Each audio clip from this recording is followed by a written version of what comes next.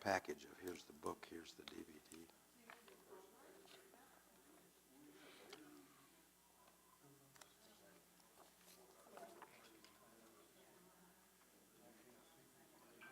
Okay, we're going to be on in about 60 seconds now.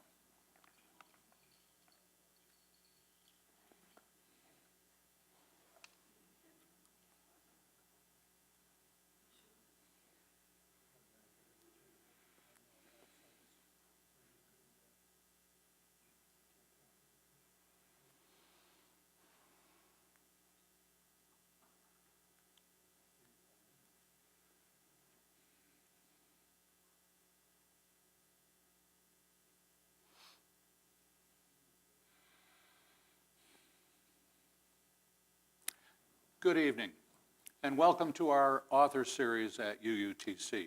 I'm Jim Hardy. Our guest this evening is the Reverend Don Odell, author of the book, How the Bible Became the Bible, which explores the history of how the Bible came to be and why a literal interpretation of it may be dangerous. It was awarded the Royal Palm Literary Award for Nonfiction by the Florida Writers Association.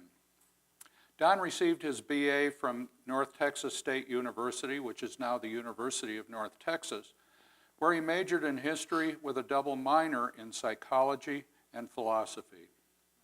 He received a Master of Divinity from Princeton Theological Seminary.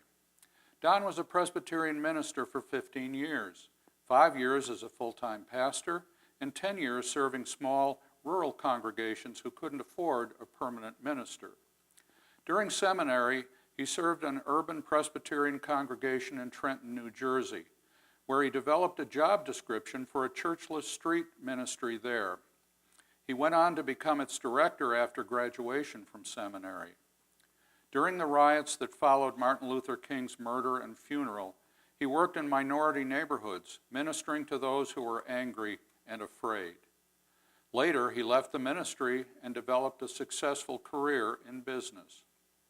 Don Odell, it's a pleasure to welcome you to our UUTC Author Series. Thank you, Jim. It's an honor. I'm glad to be here. Glad you all came out to see me. Yeah, we have a nice audience tonight, by the way. You grew up during the 40s and 50s in the Southwest, New Mexico and West Texas. Tell us a little bit about that time in your life. Was there anything then that you feel set the stage for what happened later? Actually, quite a bit, but I hadn't really thought of that until we discussed and said that this is something we wanted to explore. My dad was a minister in a small town in southeastern New Mexico, and then in south of Lubbock, Texas, in the high plains of West Texas. We were poor, and my parents, my biological family, had no emotional openings.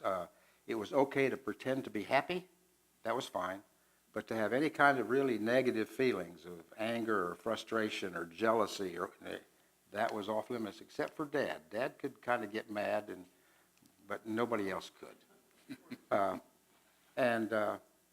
But that really harmed me in a way that I didn't know till after I was sober and dealing with some stuff, and we'll hit that a little bit later, I think, in our conversation.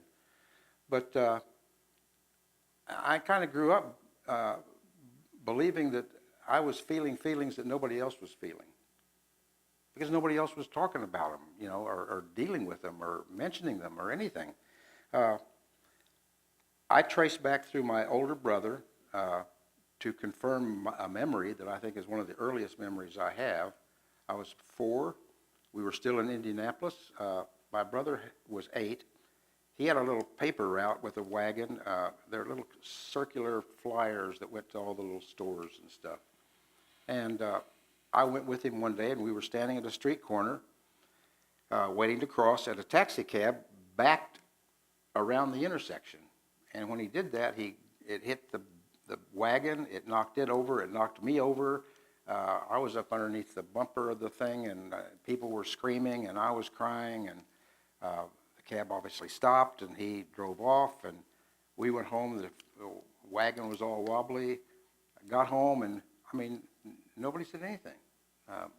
Mom didn't, Dad didn't, my sister didn't. She was even 7 years older than I. And I believe at that moment in time is when I first really realized that what I was feeling, nobody else was feeling, so there was something wrong with me. And that, I didn't know what it was, and so I was afraid to ask questions about it. You know, if you don't picking up on some angst that I have, if I'm afraid to tell you I've got some angst, what do I do with it? What do you do with it? I just have this stuff. And so I began to pretend a lot to get by in life, which all kept kind of influencing that I felt that I was defective, you know, at the very core. And getting sober and talking to some people who were therapists, the term for that is toxic shame. And that's where it began. And not being able, that flaw of not understanding my emotions, being able to talk about them, share them, ask questions about them, get advice about them, not being able to do that really limited my ability to make decisions, including getting into the ministry, getting out of the ministry, a lot of stuff. That same flaw kept popping up over and over again. Did you have brothers and sisters? You had a brother, obviously. Did you have? I had an older sister, an older brother, myself, and then I had a younger sister. So there were 4 of us in the immediate family. Was it a tense home life? No, it wasn't tense. It's just that I felt like I was on the outside of this window looking in, watching my brothers and sisters and mom and dad all interact, and they all seemed to know what they were doing, and I had no clue. Okay, all right. As an undergraduate, you majored in history and minored in psychology and philosophy. Right. What led you in that direction, and did you have any particular career goals in mind when you started out? I was going to be pre-med, and after 3 semesters, that just became very boring. It was, you know, remember life cycles of protozoas and the faster you could write all that stuff down, the higher grade you got. And that is what I envisioned, and I was very frustrated and saddened by that. But again, I couldn't ask anybody, you know. Had I been able to talk to a professor or some senior people in pre-med, they would have said, everybody goes through that. It is a boring major. You know, you don't get anything until you actually start getting into med school. I couldn't ask those kind of questions because that would expose me and expose the naivete I felt, and all that was just too dangerous for me. So I got out of And you felt isolated, I assume. No, sure, alone, yes. Again, everybody else had a full deck of cards, but I missed that class before I came down here to the earth, and so I didn't. So it was one of those kind of things. Anyway. When did you decide to make the change to the second semester of my sophomore year, I changed to history. And in there I was given some jobs with little churches to do funerals or do some stuff, and so I was making a little extra money. The church world, I understood. I grew up in that, so that was a familiar milieu. So you already were involved in the church as an undergraduate? Sometime, a little bit, yes. And then, but anyway, so I started sending out things to check about seminaries, and got a nice little scholarship and whatnot at Princeton, and I read that as a sign from God, and so off I went. Okay, so it wasn't a difficult decision to get into the ministry then? It seemed like all the doors were closing except that one. And so I just went. It was the familiar, easy way to go. I assume your family was happy about that. Pretty much, yes. They thought I had some kind of devotion and great flash of, mosaic light, None of that happened. So this was not what we would normally call a calling. It was not a calling. I let people say it was a calling. I wanted to believe it was a calling, but no, it wasn't. So there wasn't a whole lot of emotion connected to this. There was no emotion connected with anything in my life at that point. Okay. You served at a church when you were as an undergraduate, or during seminary, in Trenton, New Jersey, where you developed a plan for ministering on the streets of Trenton. Tell us about the plan and how it came about. What started all of that? Well, the word plan means a lot of things. This sort of just kind of fell together. You can't really say it was a plan, but I worked in an urban church, the most urban church in Trenton, other than the First Presbyterian Church, which was there since the beginning of time. It was still in downtown. They still had Hessian headstones from when Washington crossed the Delaware and confronted the Hessians there. So this was maybe 2 miles away. Back then it was a suburban church. It was a big church. It had an indoor gym. It had an indoor basketball court. It had a big meeting room with a stage and curtains and all that kind of stuff. And I was to work with the kids of the church, like on a Sunday afternoon, but during the week would come down and try to work with the kids in the neighborhood. And these were increasingly more black neighborhoods. But it was as far away from Brownfield, Texas, as you could possibly get culturally. I remember we started a program for preschool kids. It was actually a precursor of Head Start, which didn't exist then.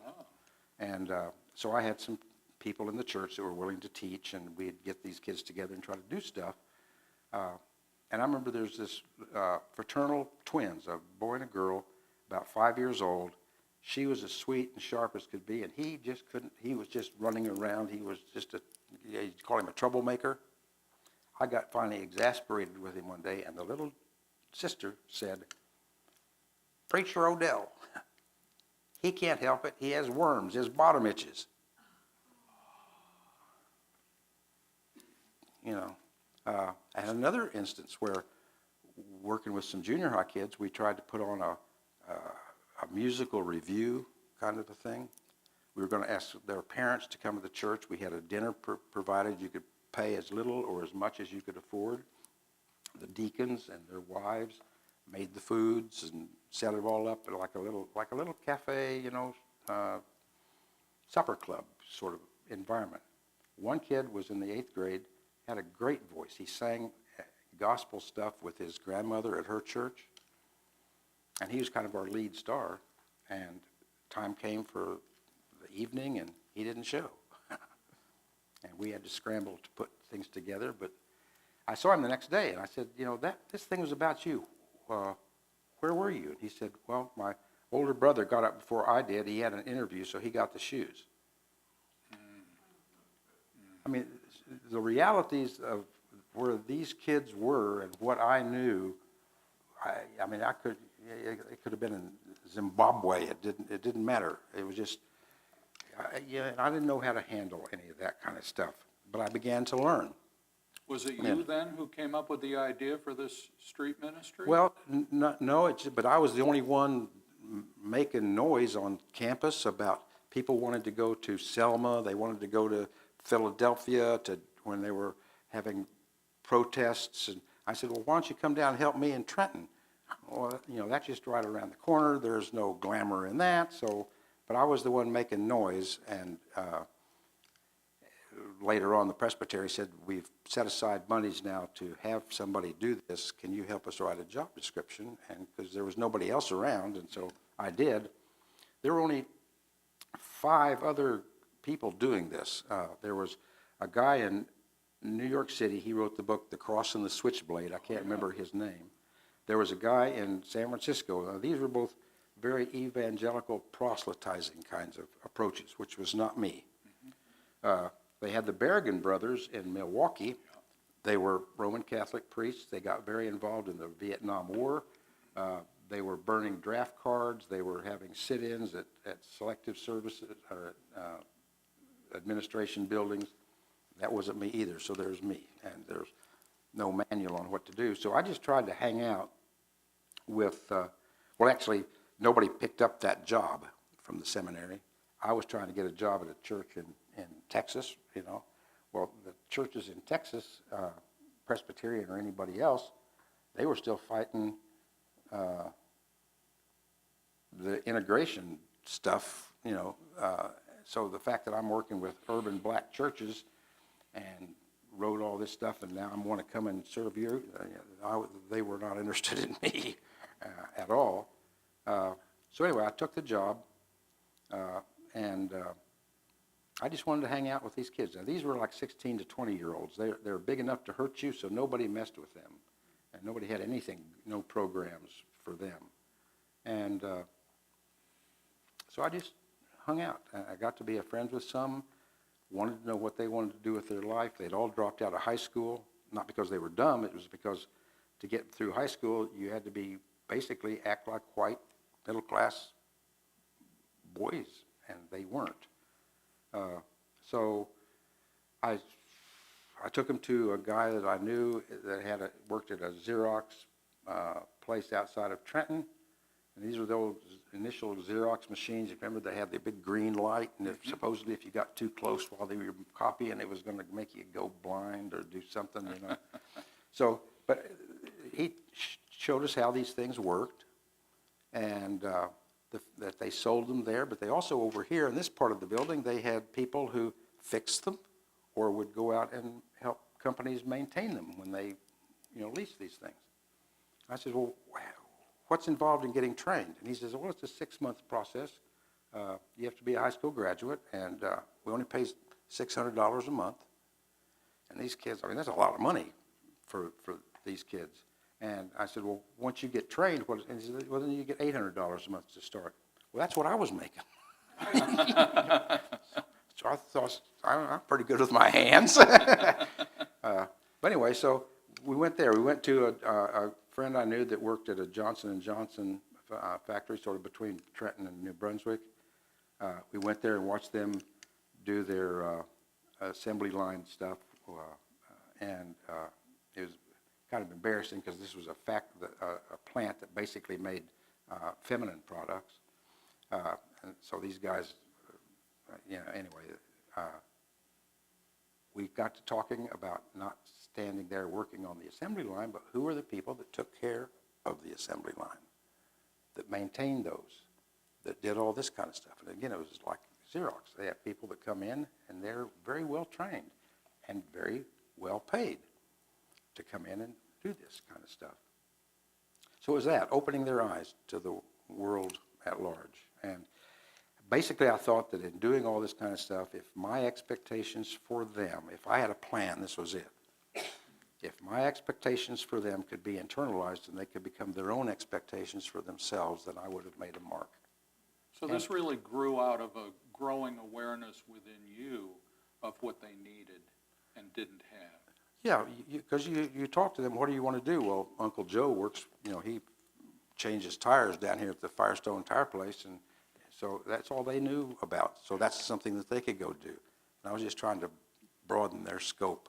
I want to go back for a minute to your growing up, because you grew up in the South, West Texas, New Mexico. I'm not sure how Jim Crow operated in New Mexico, but I'm pretty sure I know how it operated in Texas.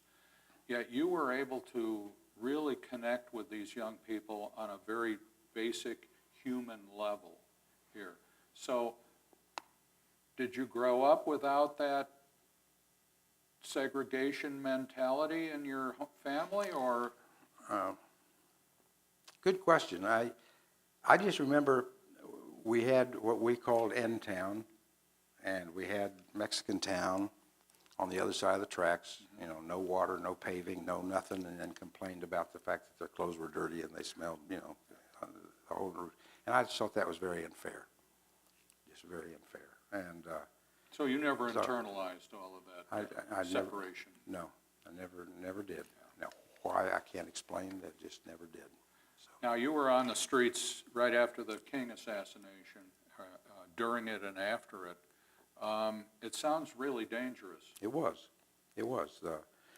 When there was a rule that just spread throughout the country, all of it, through their networks, that nobody was going to do anything after Martin Luther King was murdered until after his funeral.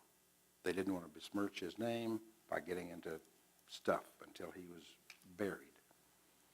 And so he was buried like 9 days later, and that afternoon, and by that night, not only Trenton, but Newark, Philadelphia, Atlanta, you know, name it, they, boom, all erupted. I was down there trying to do what I could do. I had a good friend named Kenny, a big guy. He was going off to a technical school, but he was a very good friend of that I had met, but that's all I knew. I just knew him, a guy named Harlan. What was his name? I cut it down somewhere. Harlan Joseph. And he was shot and killed that first night. Kenny was asking me earlier that afternoon, if stuff breaks out, what could I do? And I said, go downtown. If you see kids that want to try to take advantage of a store and go, you know, grab them and tell them if they get caught, that's a felony. That's going to follow them the rest of their life. So he called his friend Harlan, and they went down there, and they saw some kids they knew from their neighborhood who were walking out with stuff. They corralled them, they turned them around, and were moving them back into the store. There was a traffic cop, a meter reader kind of person, untrained, given a pistol to go down there and help stop that. He didn't know what was going on. He shot, killed Harlan.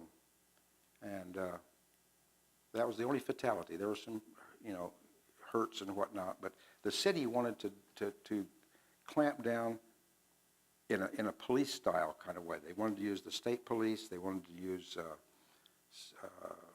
the sheriff's departments. They wanted to use some prison guard kind of people and we said, no, that's just, it's going to make things worse because the relationships between the police and these other neighborhoods just was not good anyway. So we got them to agree to, and got the governor basically to agree that let's do a curfew, try to keep Trenton as open as possible and business-wise, and have the National Guard patrol the curfew. So at this time, you must have been pretty well known, because it sounds like you were advising on a pretty high level. I was on the Mayor Armente's youth council, and there were several of us that were on the same boat that were saying the same message. But yeah, I met with Armente, I met with Hughes, the governor, and both together got them to go see the woman who's Harlan's mother, you know, to offer their apologies and whatnot.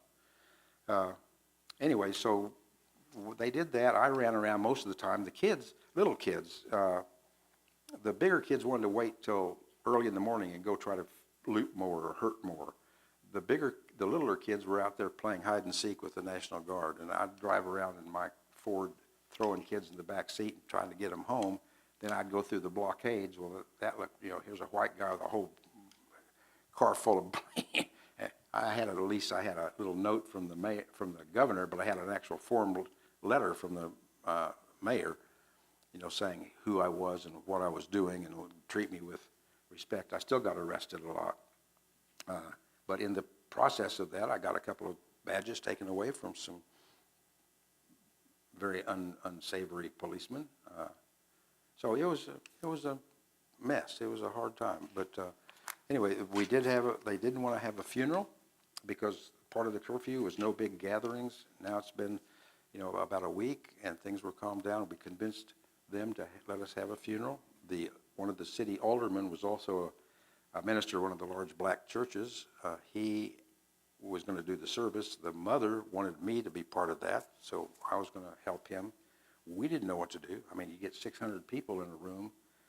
If we played down the kid's death, that could incite anger. If you played it up, that could incite anger, so we didn't know what the hell to do. Turned out I couldn't go to the funeral. Now, it was scheduled for April the 16th, and at 4 o'clock in the morning, that morning is when my wife gave birth to my daughter.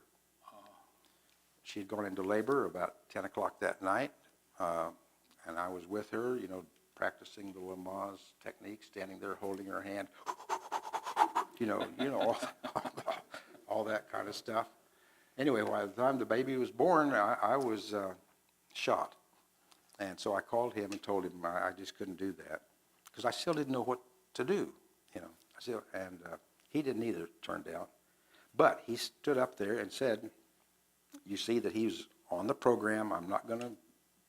He's not going to be here because Leslie Carroll, age 7 pounds, 14 ounces, she was born at 4 o'clock this morning. She's healthy, mother's healthy, and Reverend Odell is shot. But in the midst of death, there's still life. And all he says, I can palpably hear all the grandmothers in the congregation sigh. And he says, I knew then that there would be no problem. Because among other things, in ghettos, the societies there are very matriarchal. Every other block, there's a grandmother. I mean, this one knows health. This one knows how to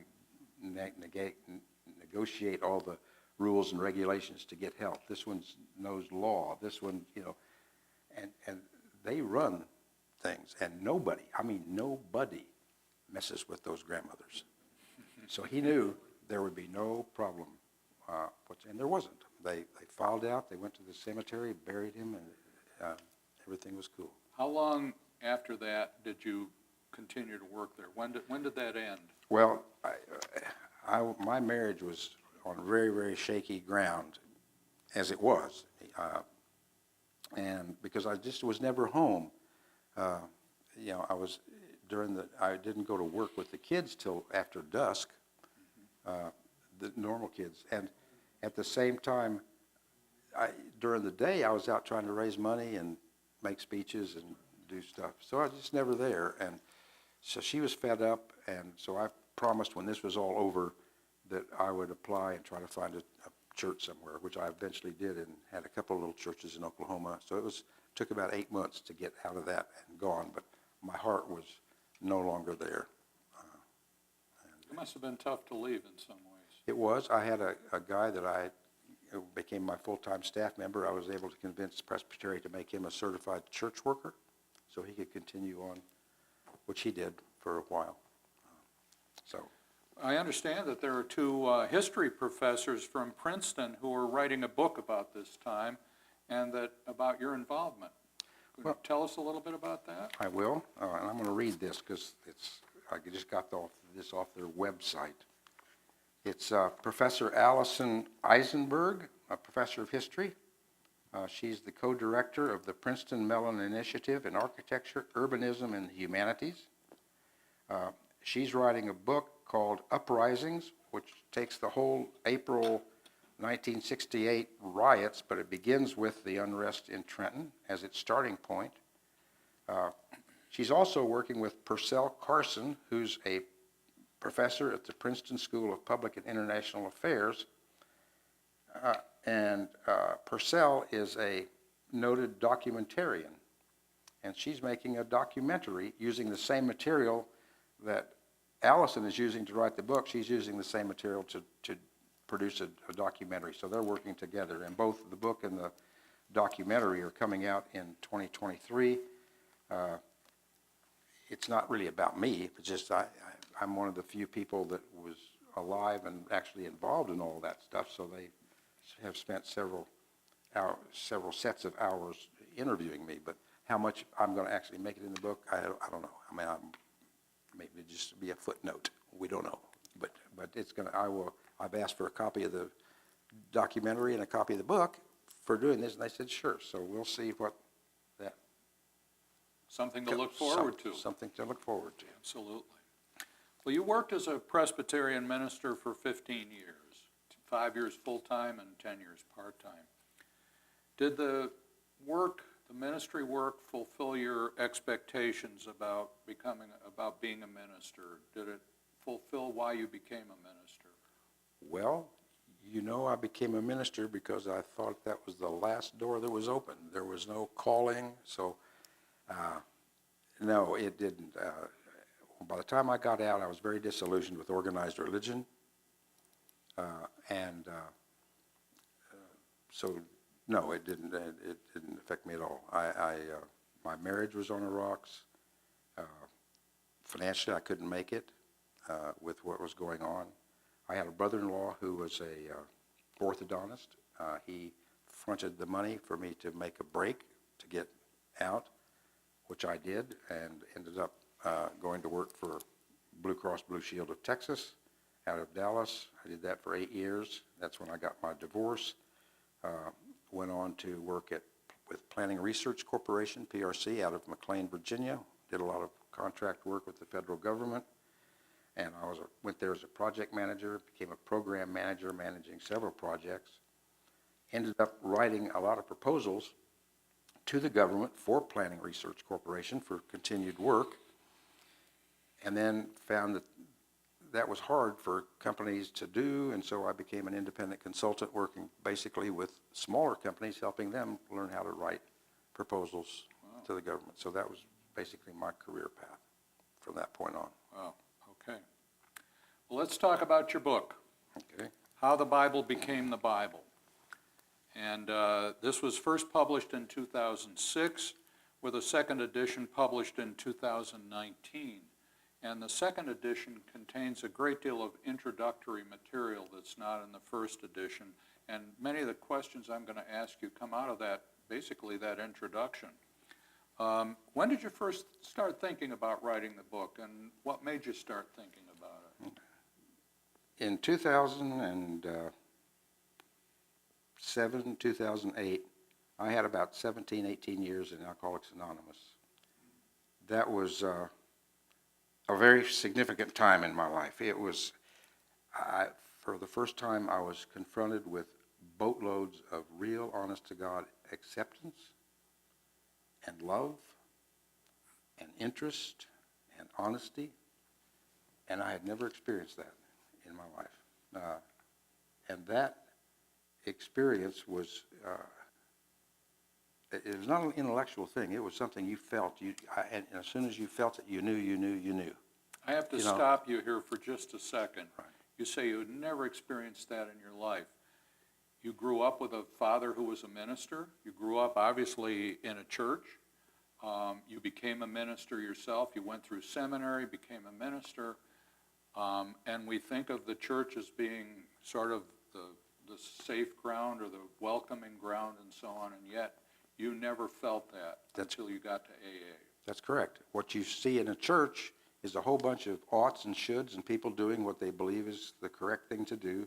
You have Sunday school classes where they're asking questions and they don't respond with real answers. They respond with what you think you're supposed to say when you're in Sunday school classes, right? That's not real. That's not real. And if you're emotionally hungry and need some support, that ain't going to cut it. And that's how I grew up. Okay. So that's what I mean. So I began in 2007 sort of taking some notes and saying to myself, I've experienced now in AA all this stuff that I preached about then, but never knew, never experienced. Could I mesh my experience with all the dogma and theology and stuff that I learned? And I was trying to put this stuff together, and I was putting some stuff down, and there was a gal that I knew in Flagler College in St. Augustine. She was an English teacher, and she had written some books and edited some books, sort of like some of the stuff you do. So I gave her my notes and said, what do you make of this? And she read it and came back and said, I found the stuff you're talking about the Bible to be absolutely thrilling. Just focus on that. The stuff about how your emotions and experiences dealt with the theology, she said, just leave that aside. So I did. So that's how I began to pursue that particular thing. The book's original subtitle, and this was the 2006 book, and it's not true in the second edition, The Politics, Power Struggles, and Beliefs That Shaped the Contents of the Bible. This is really a history of what was going on when people were writing the Bible. This is not so much theology as it is history. Correct. Is that correct? Correct. And that statement clearly suggests that the Bible was written by men. How do you respond to those who believe that the Bible was divinely inspired and what many believe that it was sort of dictated verbatim by God himself? Basically, I thank them for sharing. I'll tell you one little story. Because people, if they believe that, I don't want to insult them, but there was a guy in one of my little towns in Oklahoma. We had a pulpit exchange Sunday every year where ministers would swap and go to other churches and preach. And this guy was a Pentecostal preacher, and I was in his church. He was off somewhere else, and I preached a sermon. He came in Monday, was just really angry. And I thought, his parishioners were complaining about my sermon. No, it wasn't that. They had a big pulpit Bible, King James Version, and that's the Bible you read in church. Well, I read my little New English Bible, which is a better translation, and et cetera. And that's what he was complaining about. And I said, well, I'm sorry, I didn't know, but I'd still read this. This is a better translation. No. Have you ever read the introduction and preface to the King James Bible? No. Why would I do that? And I said, because it'll tell you it was written and published in 1611. That's the time of William Shakespeare. Shakespeare in English. And he says, if the King James was good enough for St. Paul, it's good enough for me. You can't discuss this with people, so I thank them for sharing. It's emotionally founded. It is. Well, I said much of what we're going to talk about is in the introduction, and I should point out that the 2019 edition of this focuses much more directly on the conflict in this country today, the extreme division between right and left, if you will. And much of what you say in there is addressed to that division and what is responsible for some of it. So we'll get into that. But I'd like to have you read a section of that. And in that, you use the term bibliolatry. So I'd like you to read that section and then tell us what that means. Okay. Bibliolatry is an unhealthy worship of the Bible. This includes a belief that each word, primarily in the King James Version, must be taken literally. It's an incomprehension of what the Bible is not. It has to do with your believing every word in the Bible in order to make sure that God smiles on you. Understanding how the Bible became the Bible has to do with trying to see the personalities in the Bible as real people, as real as us. When you can see a little bit of yourself in biblical characters, you will also see a little bit of them in you. And opening that little window of understanding, depending on your willingness to change your thinking, will allow a small breeze of spirituality and human oneness into your very being. And welcoming that little breeze is the key to your ability to begin the journey to find peace, joy, and acceptance in today's world of turmoil. And therefore, I'm reissuing my book with this preface and a few textual modifications. So are you saying that discovering our oneness with those who lived in biblical times will bring about a spiritual awakening? No. It's just kind of the reverse of that. Once you have a spiritual awareness or a spiritual awakening, you begin seeing the oneness all around you. And that oneness will include biblical characters. All right, let's put it a little differently. Are you saying that the way the Bible is often read, interpreted, actually separates people and creates division? If they take it literally, absolutely it does. So that spiritual awakening is really an awareness of the fact that we are all one. Right. There's no real difference. And then we are able to see a connection to the people who wrote the Bible. Is that fair? The characters, you're reading a story about Abraham, or you're reading a story about Hosea, or you're reading a story about some characters in the New Testament. It doesn't matter. They become real. They're real people. They're not some fantasy world that they can do miracles that you can't. They have a connection to God that you don't. They are us and we are them? Correct. Okay, I'm going to ask you to read another piece here about the role of fear in much Christian practice. Okay. I'm going to read one of the things that biblical, I don't call them fundamentalists because they used to be, those are the people that believe the Bible literally. They're preaching that now in the evangelical churches as well. So I call them biblical literalists as opposed to fundamentalists, because some of them are quite well educated and whatever. One of the comments I make about them is that the Holy Bible, the Holy Spirit, and the love of Jesus Christ have all become synonymous terms. This is very, very dangerous. This evolving flow of religious beliefs toward bibliolatry, literally making the Bible an idol worth worshiping, goes something like this. Jesus is God. The Holy Spirit flows from Jesus. The Holy Spirit inspired the writers of the Bible. Therefore, since the Holy Spirit flows from Jesus, Jesus actually wrote the Bible, all of it. Consequently, we must believe every single word in the Bible if we're to truly show our love for Jesus as our Lord. And I got this clued in from a relative of mine who said, when I asked the question, what's the difference between the Holy Spirit and the Bible and Jesus? She said, well, there isn't any difference. So with that in the background then,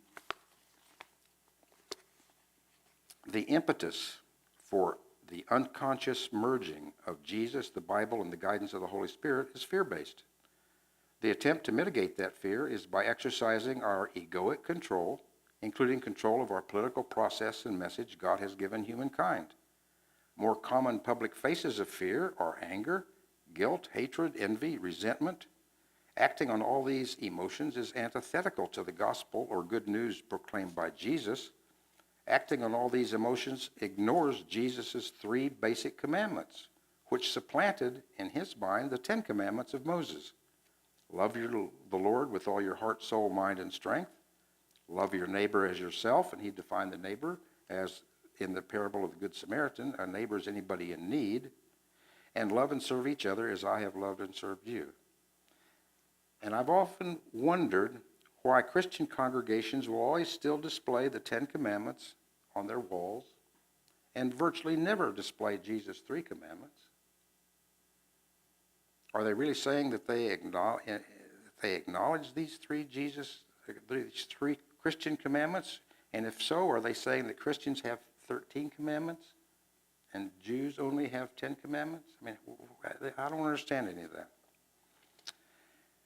Biblical literalists prefer the Old Testament's 10 commandments because they're easier to comprehend and follow.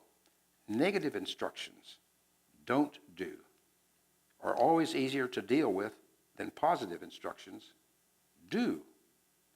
Negative instructions rely only on avoidance. Positive instructions demand active, deliberate action and often require different actions under different circumstances. Thank you. You write about the stark political divisions in this country and the damage done by religious fundamentalism. What are the parallels between today's political climate and the experiences of biblical times? Well, it's this fear. It's this fear. If you look at the early or middle Bronze Age, which is a setting of about 500 BC when a lot of the Old Testament was written, priests were the scientists of their day. they understood pretty quickly that their power equals influence and prestige, and they fell succumb to that. Not all of them, but a lot. So people would, they'd say, now's the time to plant. And they knew that from the solstice that nobody else understood, but they did, and so they thought they were sort of, really special folks. They began to use that to instill fear, so that you had, now in the Old Testament, to go to the temple. You had to go to every temple festival. You had to buy their oil to be really pure. You had to buy one of their lambs, which were really expensive, et cetera, et cetera, et cetera. And when you stop and look at how they played that game, and look at how lobbyists and whoever play the game now with politicians and political policy, there's 3,000 years has gone by, and there's not a whole lot of difference there. So that's kind of how it was. It's when I was trying to wrestle with all this, I was trying to wrestle with how do I verbally explain what happened to me in AA, this thing that so touched my life and made me sober. Let's go there. Okay. In the introduction, you're very open and explicit about your battle with alcoholism, something that many people really try very hard to keep private. Tell us about that and why you chose to talk so openly about it in the book. What I was trying to get at there, and we'll pick that up and go on to that theme, I couldn't explain verbally, what happened to me. It's like if I asked you to go home and sit down with a pad of paper and write how it is you feel when you're inside an old antique rose garden and you have those old original rose smells. How does that make you feel? It's hard to put words to that. And that's what I was what I was struggling with. But in trying to struggle with that, I had this one really key little idea that if I was having problems trying to figure out what happened to me with this revelation that I experienced, what about all the Jewish Christians from the time Jesus died before the Gospels started getting written? This is the 40 invisible years. What would they have felt? They would have felt the same thing. They're sitting there saying, what happened to me? I saw this guy, I was around his friends, we went and did things, I felt good with them, I liked me with them, things I used to care about, I didn't anymore, things that I never thought of, now are the most important things in my life. If that's not a transformation, I don't know what is. So how do they explain that? Well, they were struggling just like I was. And there was all sorts of things written, the Gospel of Thomas, various versions of the Didache, and all that difference crops up. Which one was right? They're all right. None of them are totally right. They're all, because they're still struggling just the way I was. And so AA triggered all of this for me to start understanding that's what they were going through. And if they were going through that, I could read what they wrote in the way I would like somebody to read what I wrote, going through that same process. Well, you talk about the difficulty of telling your story in a way that captures the profound spiritual experience that you had in recovery. But you also say that you rejected the idea of telling it in a religious, biblical language. Why? Well, it wasn't that I rejected the big biblical language. Okay, I was being pressured by my publisher and by good friends that were reading some various drafts that if I talked about this using religious language, it would sell more books. Well, I didn't think about all this when I was going through all this revelation. I certainly didn't interpret it the way it happened like that. So in my line, to have done that would have been dishonest. In other words, doing it just to sell more books. Yeah. Yeah. Because it didn't happen that way to me. And when it was happening to me, I wasn't interpreting it in terms of religious stuff. Okay. So, We're talking about a significant period of time here, I think, to process all of this and to experience it and so on. Let's back up a little bit. Talk a little bit about the progression of the illness of alcoholism and how it affected your life and how it affected your family, and why your experience in an AA was such a spiritual experience. 10 minutes. We've got time. Okay.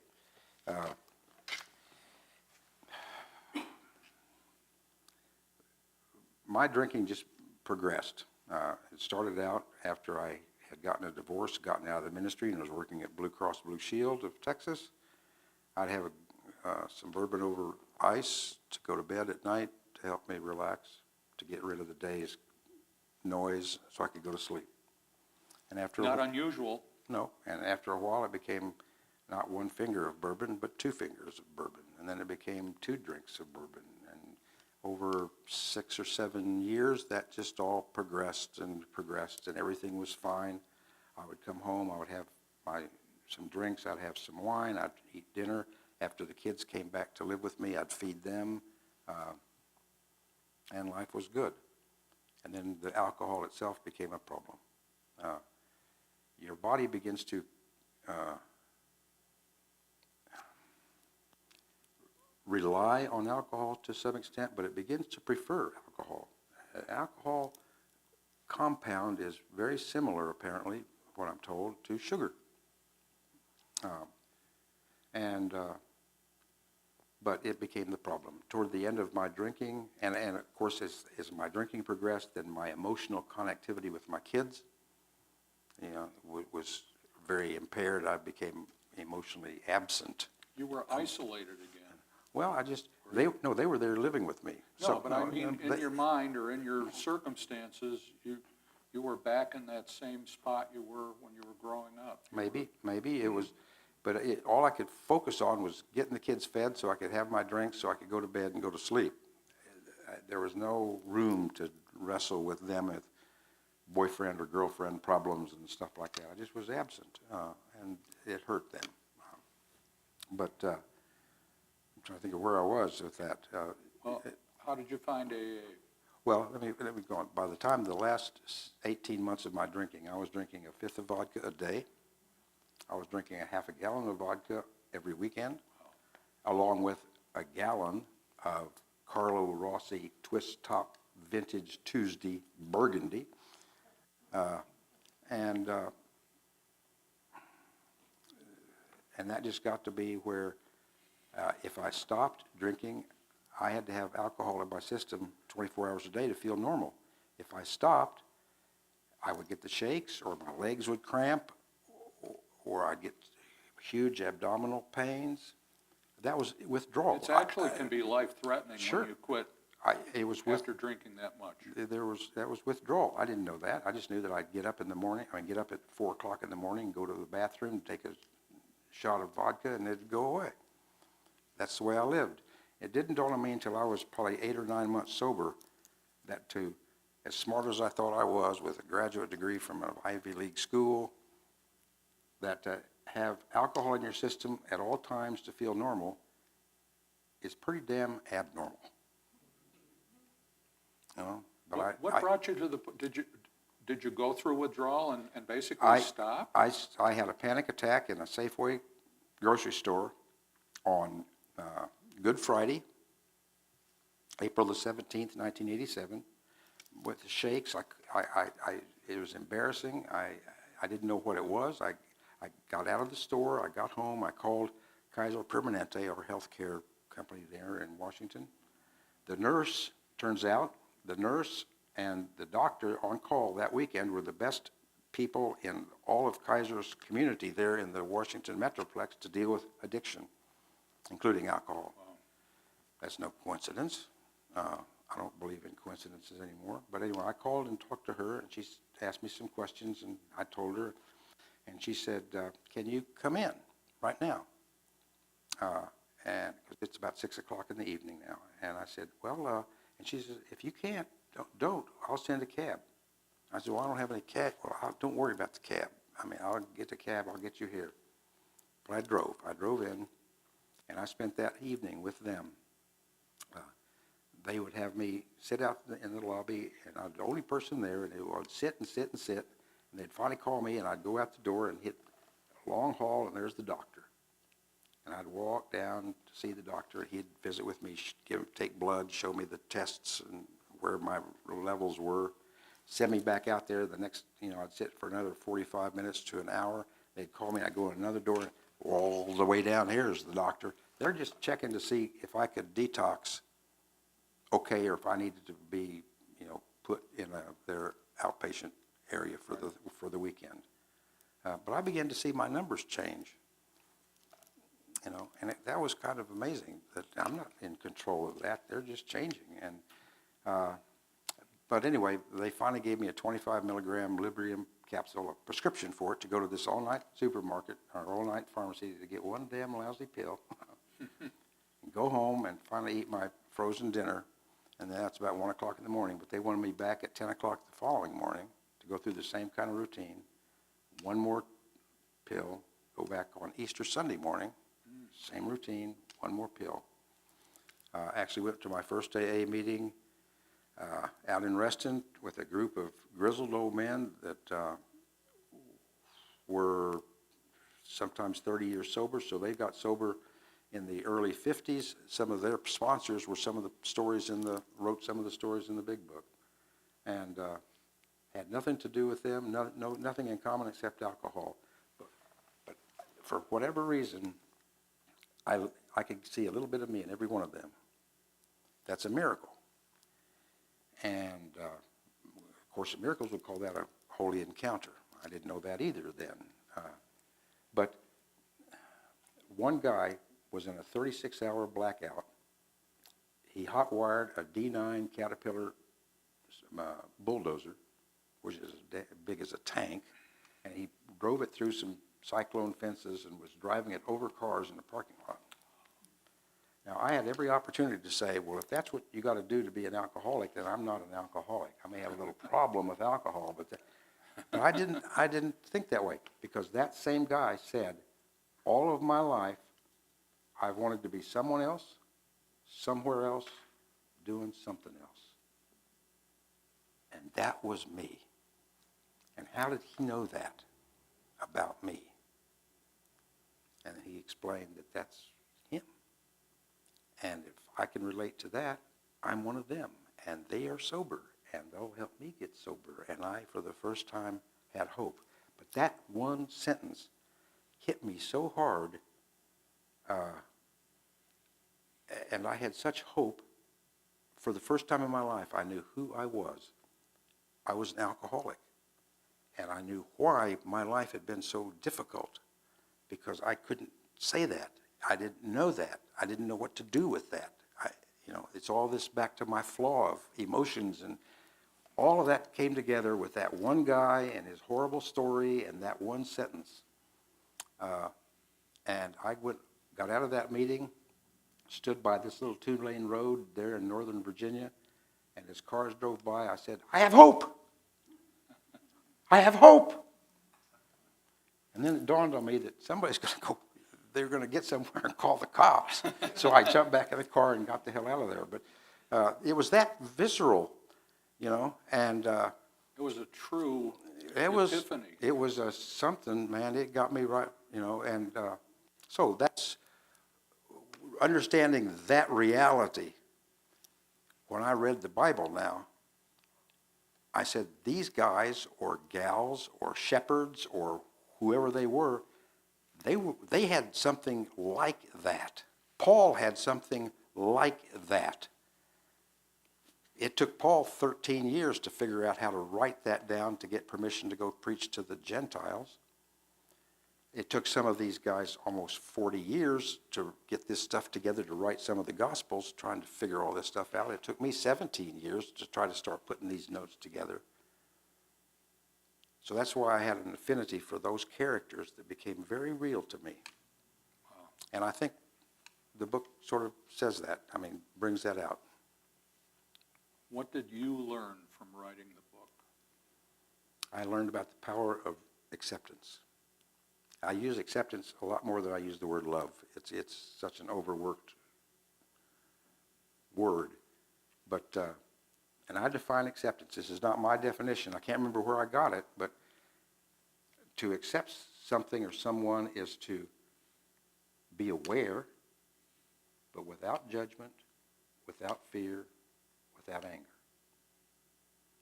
So for me, to watch what Trump is doing, but no judgment, no anger, no, but that's acceptance. And I learned the power of that because it changed my life. What would you most like people to take away from this book? Biblical literalists believe literally because it quells fear, it quells concern and worry.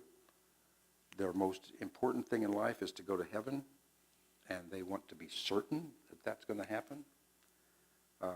And so they hold on.